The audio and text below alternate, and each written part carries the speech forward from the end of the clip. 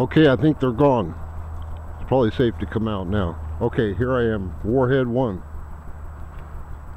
Hi, I'm here in Converse. I'm Warhead 1. And today I have a special message for you. Several people have asked me what's going on here. And I'm about to give you some government secrets. This is probably the biggest government cover-up, longest running government cover-up. This is how oil companies stay in business right here.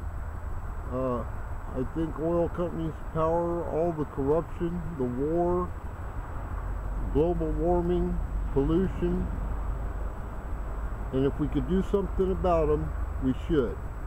You know, they're big, but I've had 2 oil company commercials taken off of TV, CNN and NBC, and I tell you about it in a different video. You guys be good. And people ask me, am I kidding around here? Well, kind of. You know, they gave me a YouTube license for entertainment, so I hope you'll get a laugh out of some of this. But today I'm not laughing. And I'm going to take my drone hat off. And I'm going to show you some documents here.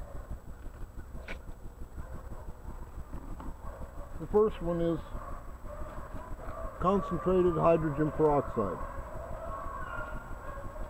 This is the heart of my Society of Automotive Engineers paper right here. If everybody in America knew what was in this document, this brochure,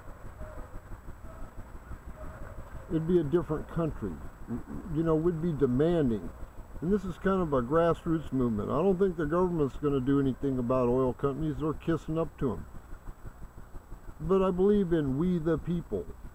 And I don't think they can stop this. How are they going to stop this? Kill us all? Kill me? You know, it's funny about the drone hat, but the NSA is watching us, is listening to us. Cops got Stingray. They're over there. They don't like me. I'm sorry about that. Some of the, you know, I like some of the cops. We have some honest ones, and I like them. And, but I wanted to show you this here. This is the prediction of explosive behavior of hydrogen peroxide. You can make a bomb out of anything. What's important about this, I'm going to send this off to Steve Ellis at Honda Alternative Fuels Division. You know, they're working on hydrogen cars, and you don't need to mix anything with hydrogen to make a bomb. It's a bomb. You've seen the space shuttle blow up. Maybe you've seen the clips of the Hindenburg. But hydrogen peroxide is immune to rifle and machine gun fire. It's immune to electrical discharge and blasting caps. Let's see what else. It's immune to drop weight test and static spark. You have to mix something with it. You have to be wanting to make a bomb. So if anybody tells you it's on the terrorist list, yeah, they're right about that. I got it from my congressman, and here it is. This is from John Barr at mail.house.gov, and this is from my congressman John, forgot his name, you know, it doesn't matter. I never actually met this we keep changing congressmen. It's too fast for me to keep up. This is chemical facility security, and you can see, you know, this is 50 pages. Here's another 50 pages. Hydrogen peroxide is on the terrorist list, so you know, I'm probably violating some law just to tell you that. But if you wanted to make a pollution-free engine, what would you do? Well, you'd think about it. Most of the pollution comes from the fuel. Gee, this is, you know, if we were trying here, we got to try, people. So, and I know that people don't know this, so I'm here, and a couple people have asked me, Earthbound, Hips from Hell, other people I talk to on the YouTube, you know, and I am joking around. I am making fun of the conspiracy people. This is not a conspiracy theory. This is a conspiracy fact. And I got the documentation. I can just having one of these is really rare. The last person I told how to get one couldn't get it. They won't give it out anymore. But it says here, all government programs using hydrogen peroxide have been completely safe. It says right here, used by the government, not heavily stabilized, as are the dilute, yet complete safety has been experienced in the torpedo, rocket, missile, and space vehicle systems. So they are using it. I've been licensed by NASA to investigate one of their concentrators. I know that they have a concentrator in San Diego, I think, that makes 10,000 pounds of hydrogen peroxide a day. Well, that's a lot. That, you know, if they're making that much of it, they're using it in something besides space vehicles, or using it in drones or something, I don't know. It's powerful fuel. I'm not saying it's not powerful, but I am saying it's non-flammable, and I got that reference. It's in the MSDS. So I can't believe that people don't know we can make this fuel out of water. Everybody in high school knows we can make hydrogen, but hydrogen, stoichiometry with hydrogen is 5,200 degrees. Well, here's Iron Dog. He hadn't got on camera yet. Okay, Iron Dog, come back later. You know, that'll melt most any kind of engine. You're not going to hardly be able to make an engine that can take 5,200 degrees. So, but we don't know about hydrogen peroxide. You know, we know we can make hydrogen and oxygen, but out of water, but they didn't tell you can make hydrogen peroxide. In my SAE paper, I go back to 1805 or something like that. Somebody named Thenard or something discovered hydrogen peroxide. In World War II, the Germans made the first ICBMs, intercontinental ballistic missiles. They were shooting rockets over at London from France, I believe, and they were powered by hydrogen peroxide. Okay, this is where the government cover-up starts. After World War II, they brought this technology, and probably those scientists over here, this is kind of back in the dim days where I really don't have a lot of information, but I can figure it out.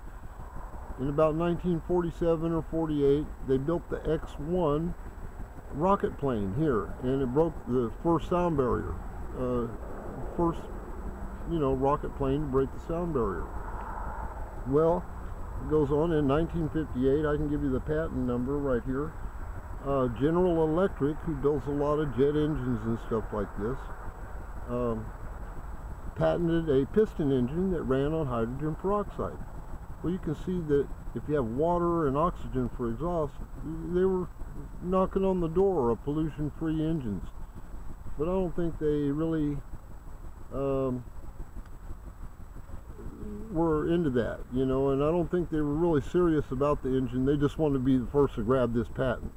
And I can't believe they give this patent, because it's just a piston engine running on hydrogen peroxide. Okay, that was 1958. I got the patent number. You can look up patents by going to uspto.gov, US Patent and Trademark Office.gov. And if you know the number, you can punch it right in. Well, there's a whole bunch of stuff. This may be secret stuff, and it's all from the military and the government and NASA and weapons makers, but everybody ran down to the patent office and patented this stuff. You can go check it out. All kind of ignition catalysts and stuff like that in there. And they worked on this. I can see the government has spent quite a bit of money on this from just this right here, military hardware and whatnot. Retro rockets. Supposedly the only vehicle ever to leave the moon, if we really went there, was powered by hydrogen peroxide, the lunar lander. The world's fastest cars powered by hydrogen peroxide. That's how I know about it. I started following the Blue Flame. You can look at SpeedQuest//Blue Flame on YouTube. Dick Keller built this.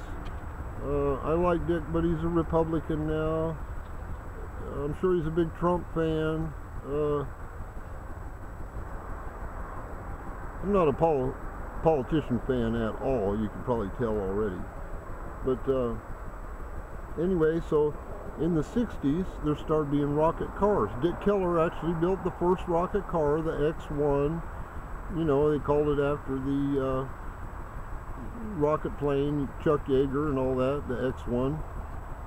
And more people started doing it. Pretty soon, more people started doing it. There's some patents there, and some of the cars were the pollution packer. The world drag racing record was set in 1977 by Kitty O'Neill driving a car called the pollution packer. You know, put out water and oxygen for exhaust. It went 412 miles an hour at 3.22 seconds in a quarter mile, and nobody's been able to, you can't hardly, people that tried to break this record get out of the car going, I'm not going to be able to walk for a week. They're so, the acceleration is so massive. So, okay. So then, this was getting pretty big. There were about 30 rocket cars in the 1970s. So these guys were just plain nuts. They're the only cars I've ever heard of that were regulated. They told them, don't go too fast or we'll kick you off the track. We'll take your competition driver's license the first time for 30 days, the second time for 90 days, the third time for life. And some of the guys accidentally went too fast. My friend Lewis Harrington had a rocket funny car. He was only supposed to go 275, so he didn't fill it up with hydrogen peroxide. He had only run a half a tank or something. Well, he accidentally went 301 by putting too much fuel in the car. So, the rocket dragsters were limited, I think, to 325. I got the NHRA rule book from Lewis. He gave it to me. And so this is not a conspiracy theory. These are facts. In 1980, Ronald Reagan came into office. One of the very first things they did was cut these rocket race car guys off. Well, you remember George Bush was from the CIA. He was his vice president. It was starting to leak out. These cars are running on concentrated water. They're setting the land speed record, the Blue Flame, the world drag racing record. That's a FIA record, not a national record like NHRA. That's a world record. Nobody's been able to touch it. They don't come close to that. 100 miles an hour short of Kitty O'Neill's record today. So on nitromethane and the best piston engines money can buy. So okay. So I didn't figure out that it wasn't on the terrorist list till George Bush Jr. got in there. And then we had the Richard the shoe bomber. Well, he didn't blow anything up. The hydrogen peroxide he has wouldn't make a good fizz. And then they got a couple guys stealing hydrogen peroxide from a beauty supply shop, beauty supply equipment place. A couple Arabs or something, I don't know. So they put it on the terrorist list. Like they probably put it up to them. It's probably a CIA, you know, sting deal or something. I can tell you that. So I am sticking my neck out here. I am telling you a government secret. This is the longest running cover-up in American history of a secret we should all know. It's been through more than one president. They may not all know this. Jimmy Carter might not have knew this back in the 70s, or he might have told us. You know, if we knew we could make fuel from water, wouldn't we do it? Instead of a bunch of gadgets on your car that don't stop anything, it's still poison gas coming out of that car. So okay, I just wanted to show you some documents and stuff and let you know that I really am serious. And I'm just wearing the drone hat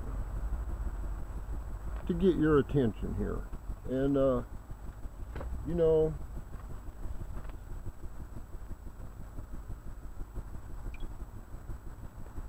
oh listen, I better go right now.